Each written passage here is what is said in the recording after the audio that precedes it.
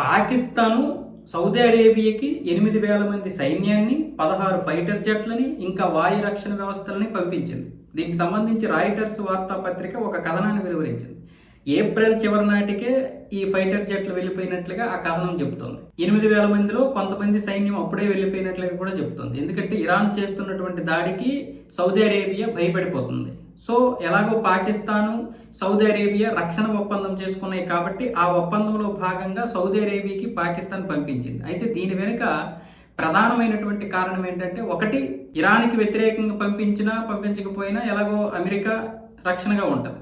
రెండు, ఇప్పుడు దానికి అప్పైనా తీర్చాలి. పాకిస్తాన్ సౌదీ అరేబియాకి అప్పైనా తీర్చాలి, లేదనుకుంటే డబ్బులకైనా ఇప్పుడు అమ్ముడైపోవాలి. ఇప్పుడు సౌదీ అరేబియాకి $3.5 బిలియన్ అప్పు ఉంది. ఆ అప్పు తీర్చాలి ఈ సహాయం చేయకపోతే. ఈ సహాయం చేయడం వల్ల తిరిగి సౌదీ అరేబియా మళ్ళీ అప్పు రూపంలో కొంత, ఈ పంపించినందుకు కొంత డబ్బులు ఇస్తుంది. దానివల్ల మళ్ళీ కొంతకాలం పాకిస్తాన్ సర్వైవల్ అవ్వగలుగుతుంది. ఎలాగో ఇప్పుడు ఇరాన్కి చైనా కొంచెం దూరం జరిగినట్లే. ట్రంప్ మొన్న పర్యటించిన తర్వాత మేము ఇరాన్ జోలికి రాము, మీరు తైవాన్ జోలికి రాకండి అన్న విధంగా అమెరికా చైనా మధ్య జరిగినటువంటి ఒక ఒప్పందం కూడా బయటకు వచ్చింది. సో ఈ నేపథ్యంలో పాకిస్తాన్ దూకుడు పెంచింది అన్న విధంగా చెప్తున్నారు. మరి ఇరాన్ పాకిస్తాన్ మీద ఏ విధంగా రివెంజ్ తీర్చుకుంటుందా, లేకపోతే ఈ యుద్ధాన్ని ఏ విధంగా చూస్తుందో తెలియదు. కానీ మొత్తానికి ఇప్పుడు పాకిస్తాన్కి ఇది ఒక సంకట పరిస్థితి.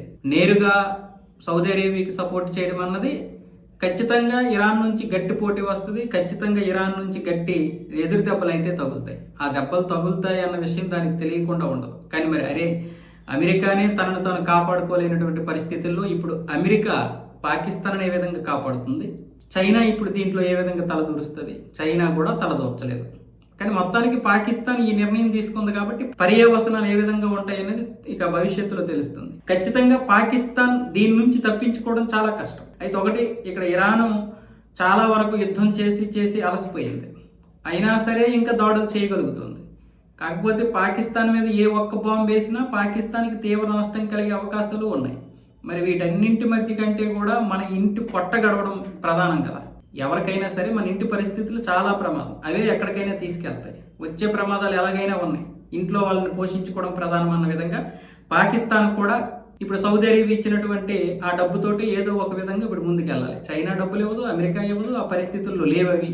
సో ఈ నేపథ్యంలో IMF కూడా మిగతా డబ్బులేమో ఇవ్వనంటుంది. సో అందుకే సౌదీ అరేబియాకి సపోర్ట్ చేసినట్లుగా తెలుస్తుంది. రాయిటర్స్ వార్తాపత్రిక ఇవన్నీ రాయకపోవచ్చు.